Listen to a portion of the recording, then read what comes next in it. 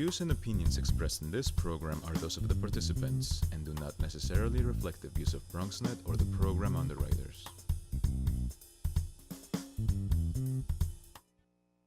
Coming up on this edition of Today's Verdict, following the events that took place in Orlando on June 12th, people now more than ever are speaking up for the right of the LGBTQ community. We'll sit down with an activist to find out their perspective. Plus, our cameras went out to the Bronx's vigil to honor and remember the lives tragically taken in the largest mass shooting in our country, and we'll hear what community leaders had to say. And later on in the program, continuing the topic of the Orlando shooting, we'll be joined on the line by an esteemed professor and published author who will discuss gun control and the laws surrounding it. As you can see, we have much to get to, so stay tuned. Today's Verdict starts right now.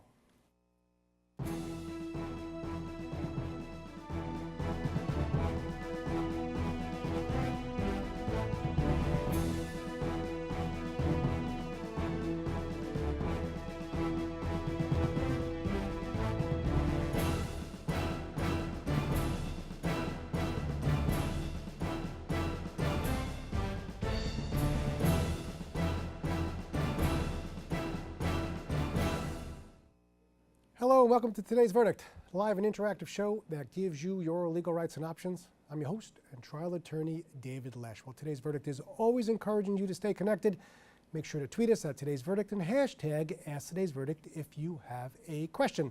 Also, make sure to like us and follow us on Facebook at Today's Verdict and check us out at bronxnet.tv/BronxLegal. And last, but certainly not least, don't forget to tweet me at David Lesh. Well, on the morning of June 13th, the country mourned the loss of 49 lives following a tragic shooting at Pulse, a popular gay nightclub in Orlando, Florida. In the days that followed, the LGBTQ community united in honoring both the victims as well as their families. Well, joining us today to discuss more about the recent events is an LGBTQ activist, Pedro Vasquez, and I'm very happy to have Pedro here. Pedro, first of all, let me express my condolences about what happened. Tell me, how did you find out about the tragic event? Actually, my mother called me, and she's the one that told me the news. She was like, my cousin is calling her because she needs to find out where Gilberto was. And that's when I started posting on Facebook and on social media. Has anybody found him? Please let me know. And who is that? Gilberto Silva. Yes. He was actually at the nightclub that night, and he was actually one of the ones who, lost his life. Did you know anybody else who was in there as well? I did, actually. I have a couple other friends that were there, but they were able to get out. So, yeah. The community, how are they feeling now? Are they starting to? Is the anger starting to come? Is it still the sense of mourning? Where are they heading at this point? I think it's a little bit of both, anger, and I think everybody's coming together as a whole. I mean, all over the world, everybody was completely in rainbow colors for weeks and weeks and weeks. Because the truth is, your community was targeted. Yes. Was targeted specifically. And that's probably a concern, certainly going forward, as to ways to protect yourself. Am I correct? Correct. Tell me, you have you have your hand on the community itself. What do they say about what happened in terms of do they feel that only the shooter's responsible, others are responsible? What are you hearing? Just the shooter. Just the shooter? Yeah. Well, there should have been more security, there should have been more people at the club who should have been watching what went on? I believe that there should have been more security. And do you feel that, that the club itself should have had, officers who were armed, many officers? Tell me what you feel about that. I think they should, as long as they have a license for that, and I believe that it would be helpful for people who go out to the club and they, to have some type of safety, because that location was actually very dangerous, in the sense that there was only one exit, one entrance. Had you been to the location? Yes, I have. So you had been there. How often had you been there? I used to go there every single week. Oh, so you're very comfortable. So you know this area. And for the grace of God, you were not there that night, which you could have been. Yes, of course. All right. Describe, so you actually know what it's like inside. Describe the inside for us. What's it like? So once you walk in, there is like I would say like a little entrance with like beads that you Okay. would have to open, and then there's two different rooms, and one of the rooms has a bar, which is a main bar with a little stage, and then the other room is a dance floor and also has a bar. Now, did you ever feel not safe when you were there? Yes, You did. yes, Why? because there was no other exit except the entrance. Did you know where that? So the exit and the entrance were the same. There wasn't Yes. any other ones. There was no other ones. And did you notice that when you were there? Yes. Listen, I go to movies all the time, and I never. And most people might say that they know where the exits are. I don't look. I'm busy watching the movie, but it's Exactly. the first. Even on an airplane, when they tell you where you should be, where the emergency exit is, a lot of times people just tune out on it. Were Exactly. you aware of where that exit was when you were in there, or did you not? No. You didn't pay mind to it either, No, right? no. The only place that I knew it was the entrance, and anything else, it was, it was covered in black. I don't know where it was. Now let's talk of guns, all right? Which has been a hot topic in this country for a while. Do you know people who carry guns? I don't have any friends. All right. Would you advocate those in the community carrying guns? Would you think it would be a good idea, or do you think it's not a good idea? And why? I think it's a good idea to use it wisely in the sense that, to protect yourself in case of any emergencies or anything that may arise. But I do believe that we do need gun control. All right. Well, now, those in the LGBTQ community certainly are targets, okay? And I'm thinking that we may, actually, do we have to take a quick break or no? No quick break? Good, let's keep going. All right. Those in the community are certainly targets. So the question is, what can we do to protect them? And if they're not carrying guns, the issue is what can possibly be done to make them safer? Any thoughts that people have been discussing? Not necessarily. I haven't really heard much about that. I mean, I believe the police, is the one that we would actually look up to, and we would, And how do you feel about the police? Do you feel the police have been I think they've been protecting the community? Yes, they have. They have been. Yes. All right. The area in terms of discrimination, certainly the LGBTQ community has been making strides, right? Tell me what you're happy with in terms of discrimination laws or things that have been helping the community, and tell me ways you think we can improve things for the community. I mean, I'm very happy that everybody is actually coming together in the sense, with straight people, everyone just accepting us, because, it took us a long time to get where we are right now. And I do believe that we still have more work to do. There's a lot of things that need to be said and a lot of things that people are still not, comfortable with. Give me an example. Example is like the transgenders, how the transgenders can use the same bathroom as, a woman would, like a transgender female would go into a woman's bathroom. Sure. A lot of people are not comfortable with that, which is something that I know. I probably, it's a weird, thought about like Listen, it's a tough topic. It's a tough topic to just discuss. A lot of people have views on both ways, and I know you can also get very emotional about it too.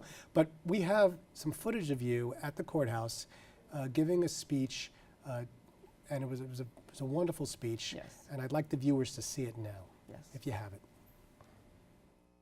As a member of the gay community and the Latino community, I am here today to speak on behalf of all those that lost their lives at Pulse Orlando, and to remember my friend, Gilberto Ramon Silva Hernandez, also known as Cooling.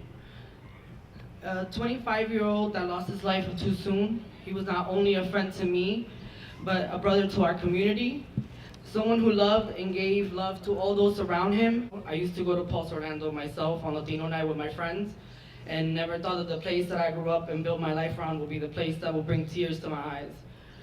I put myself in the victim's shoes from the moment I heard about this awful night, because I could have been there, and I as well could have lost my life.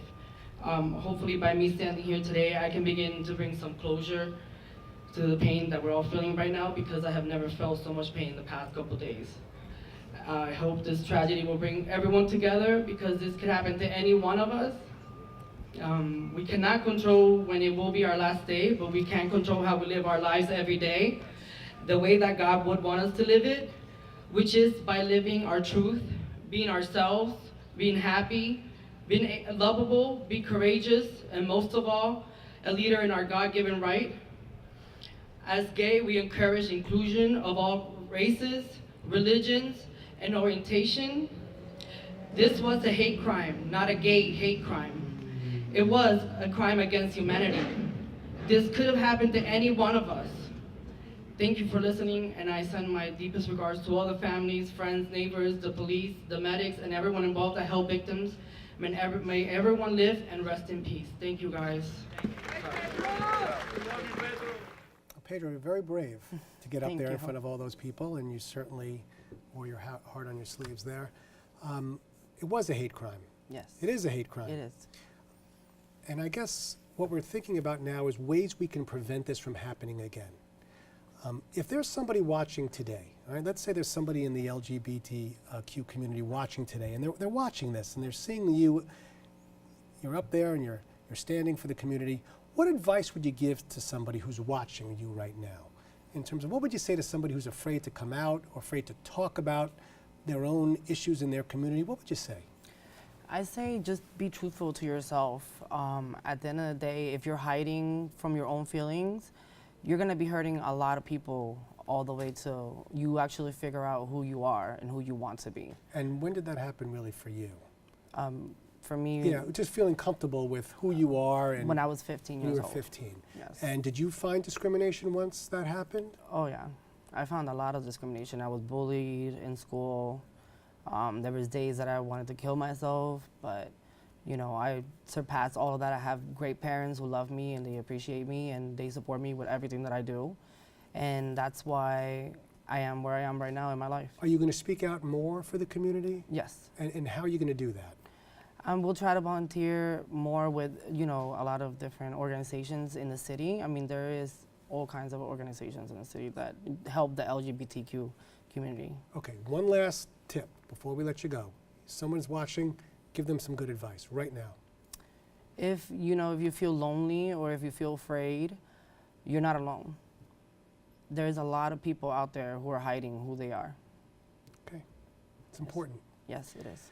And at some point, I'm going to want you to come back and tell me how you're doing with the community, all right? Sounds good. All right, well, in today's Thank you. edition of Today's Verdict Asks, we sent our cameras out to the Bronx Vigil to speak to elected officials and members of the LGBTQ community as they paid their respect to their fallen brothers and sisters in Orlando. Let's take a look.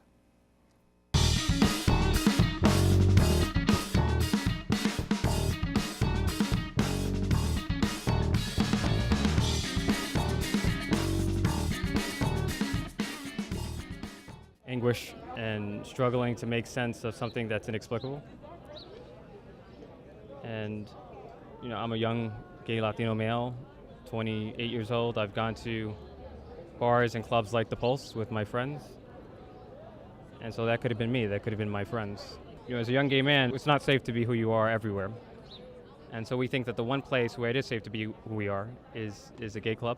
It's our sanctuary, it's time to spend with our friends. And so to think that someone could actually invade that sanctuary with a military-style weapon and deprive 50 people of their lives, people who had a whole life ahead of them. I think this is where our faith comes in, our true faith in whatever we believe in. And we have to hold on to that tightly, because getting through this is not going to be difficult, because every time whoever did survive, every time they close their eyes, they're going to see what happened all over and all over again. And the ones who did not survive, these people like Councilman Vaco said, they won't be there for Christmases, they won't be there for birthdays, for all these special days. There's going to be somebody missing at the table. I was a little saddened when I heard the news of all the families. It touched home when, you know, you have a De Jesus in the clan, so I took it personally.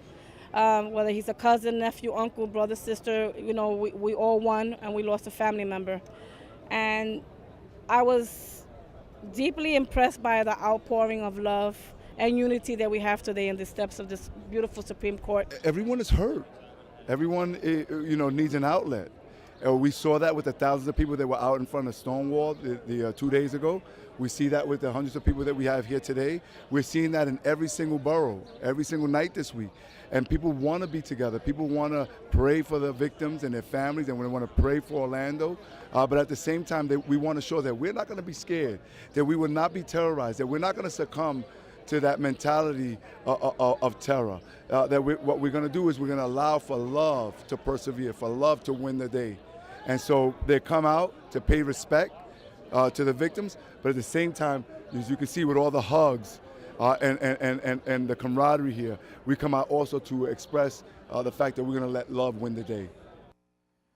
Well, we have to take a quick break, but don't worry, we'll be back with more Today's Verdict right after this.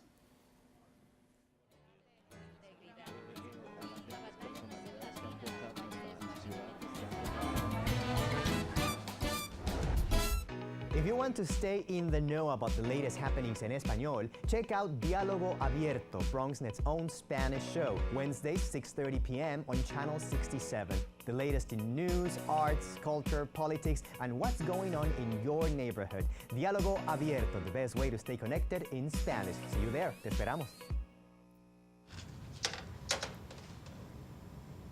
Wow, these are really good. You act surprised.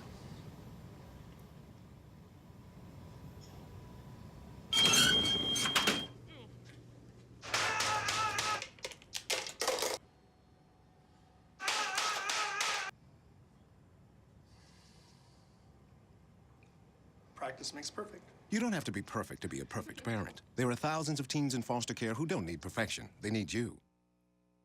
What are you, superheroes? Just four brothers who hate bullies and love this city.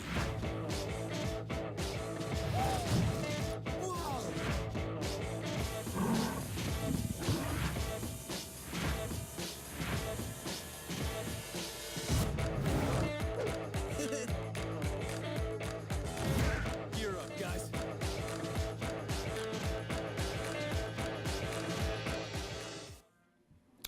All right, welcome back to Today's Verdict. I'm your host, David Lesh. We'll always encourage you to stay connected. Tweet us at Today's Verdict. Well, as gun violence continues to plague our community, more and more people are calling for stronger legislation on gun control. Joining us today on the phone to tell us more about the history of gun control, we have professor and published author Robert J. Spitzer, PhD. Professor, can you hear me? Yes, I can. All right, can you hear me? I can hear you loud and clear. You know, let's give the viewers a little bit of a history lesson, if we could, about gun control in this country, and we're talking when this country was first started. Sure. First big point I would make is that it's not what most people think. If you examine the history of gun laws in America, it turns out that from our very earliest days in the 1600s, the colonies and later on the states were enacting all kinds of gun regulations of every imaginable variety, involving criminality, but involving safe storage, involving many other things. During the 19th century, when we think of the typical American toting around concealed handguns, in fact, virtually every state of the Union by the end of the 19th century had enacted laws that barred Americans, civilians, from carrying concealed handguns and certain other concealed weapons. You know, because which Professor, is pretty much the opposite of what we've seen in the last 30 years here in America. Because Professor, really it's true. When you think of our early days, you're thinking of the Wild West, you're thinking of farmers, with guns walking around or whatever, but that's not, we did have laws on the books to make sure that the neighbors were protected. Am I correct? That's exactly right. And certainly Americans owned guns. Handgun ownership didn't become common, though, until the 19th century because they were rarely owned. They were rather exotic and weapons that weren't that useful. But we had all kinds of gun regulations. And in addition, there were even laws in the 1700s and early 1800s that required militia-eligible men to own firearms should they be called into militia service. So you also had a different kind of law which was designed to make sure that militiamen would be properly armed, and they had to assume that cost for themselves should they be called into the militia, although those laws were pretty widely ignored. All right, I know I'm jumping around a little bit, but we also should be talking about the Second Amendment here. the purpose of the Second Amendment way back when was so that you have the right to have a weapon so a government or no one else can take your land or take anything from you, correct? Well, I wouldn't quite put it that way. All right. The Second Amendment was designed to ensure that militia-eligible men would be able to retain their firearms so that they could serve effectively in a government-organized and regulated militia. And remembering that militias were the primary means of national defense and also for the maintenance of local public order. Because the British, after all, when they were still controlling the colonies, the British would often confiscate weapons, fearing that they might be used against the British. And so there was a strong sense that if you took militia arms away from militia men, that would be, in effect, disarming the militias because the government didn't have the ability to provide firearms for military purposes. So it was what one historian has called a civic obligation attached to men's service in the militia. And we know that because that's what the people who wrote the Second Amendment and debated it said it was. And that's also how the courts treated it in the 19th century and well into the 20th century. Yet it's funny because that's not how today's courts necessarily look at it. They look at it as sometimes it's your right to protect yourself against somebody, your neighbor, not so you can have a militia, or you could join a militia, or there should be a militia. It's so that you are protected if somebody has a gun and wants to do harm to you. That is correct. And the key decision, as you know, was the 2008 Supreme Court decision of District of Columbia versus Heller, because it was in that decision that the Supreme Court changed the legal meaning of the amendment. It was an important departure from past court rulings when they said that average citizens have a right to own a handgun for personal self-protection in the home. And you can quibble with the reasoning and the history that they drew on to come to that conclusion, but that is where the law stands today, although it's important to remember, too, that in that very same decision, the court was very careful to put limitations on that right and to say, essentially, that most existing gun laws and regulations would be fine under this new view of the Second Amendment. All right, so let's take us into the 20th century. Post-World Wars and gun control. Where are we? What is happening in our society that we can't seem to get a plan in place so that everyone seems to be on the same page when it comes to guns? Well, it's a vexing problem that faces America.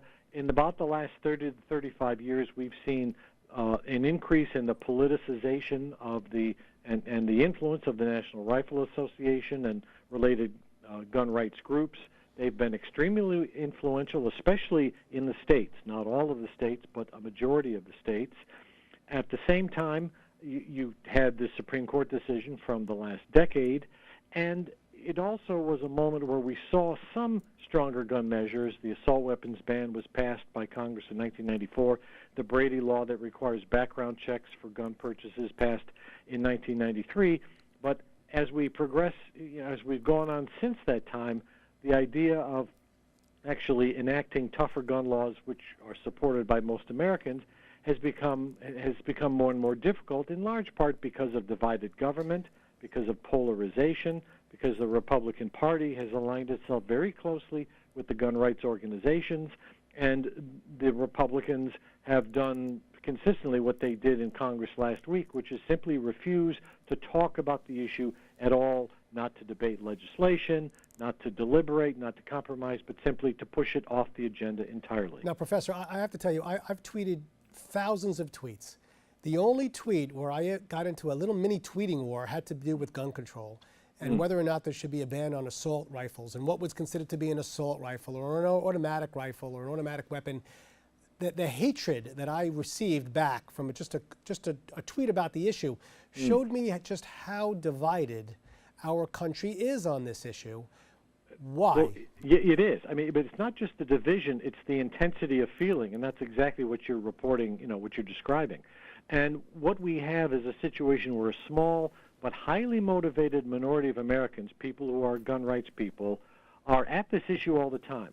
Most Americans favor stronger gun laws, but it's not a top-tier concern for them. They're focusing on the economy, they're focusing on other things by and large, except when you have an incident like the Orlando shooting, for example. And that's when the country's full attention turns to the issue But after a few weeks pass, most people turn attention back to other things. The media is reporting other things. And those that are left focusing on the gun issue are mostly the gun rights people who are, so strongly in that camp. And they are the ones, through their vehemence, their organization, their activity, that are able to try and sort of keep things as they are and not enact and block the enactment of new laws. And you think it's just common sense. There's no need for an automatic or an assault weapon in the hands of a private person. Maybe a gun, to protect yourself, but certainly if only the shooter had a gun and not an assault rifle or an automatic weapon, not as many people would have been killed. Where do you think we're heading now in terms of legislation itself? I know everybody takes a step back, tries to think it through, and then, as you said, only the gun lobby seems to really take action. But where do you think we're heading now? Is this the turning point, what happened in Orlando? Well, I would say a couple things. I think it's pretty clear nothing's going to happen at the federal level, for at least for the balance of this year. I will say, though, that there's been a lot of activity, some of which we've not seen in a very long time, at the national level, which might have the effect of teeing the gun issue up for the new Congress, the new president, whoever that might be, Republican or Democrat. I mean, there's reason to believe even if Donald Trump becomes president, that he might be open to some ideas concerning changing gun laws, strengthening gun laws, because he's held those positions in the past, and he certainly changes positions frequently. Hillary Clinton is known, of course, to support stronger gun laws. So we could see action next year, and what's going on now could be an entree to that. In addition, there's lots of things happening in the states, and that's really where much more activity has taken place. After the Sandy Hook shooting in late 2012, you saw virtually every state of the union enact new gun laws. About a dozen or 13 enacted tougher laws. Twice as many states enacted laws to weaken their gun regulations, really as a political statement. Professor, but, this is certainly it shows stuff has been happening at the state level. Well, Professor, this is certainly, unfortunately, something that we're not going to solve today. And I want to thank you very much for being on the show, and I expect you to be back fairly soon. Sure, it's good to talk to you. Great. Well, that's all the time we have for tonight. I'd like to thank our guests for joining us, and of course, you, the viewers, for watching. If you missed any part of today's show, be sure to check us out at www.bronxnet.tv. Also, remember, if there's a legal issue or topic you'd like to see on a future edition of Today's Verdict, feel free to contact me at davidlesh@bronxnet.org or tweet us at Today's Verdict, and make sure to hashtag Ask Today's Verdict. And by the way, this is our first show with our new producer, Madavid, which I would really hope was going to come out here so we can congratulate her on an absolutely wonderful show. And she's coming slowly but surely out on the set. Right? Here she coming. Let's go. Out, out, out. Oh, she's on the line. All right, come on out here. Let's congratulate on an absolutely first show. Let's go, up here. Wonderful, here we go. Oh, God. All right, hand him it. I'm wired, so I can't get up. All right? We're expecting big things. It's been a wonderful show. All right? Thank you, David. You're welcome. You did a great job. Thank you. Okay, some wonderful stuff, and we'll see you in a couple of weeks. Right? All right. That's it. Feel free to contact us for some great topics. We can't wait to service the community. Everybody at BronxNet, everybody in the studio. We'll see you next time. Great. I can.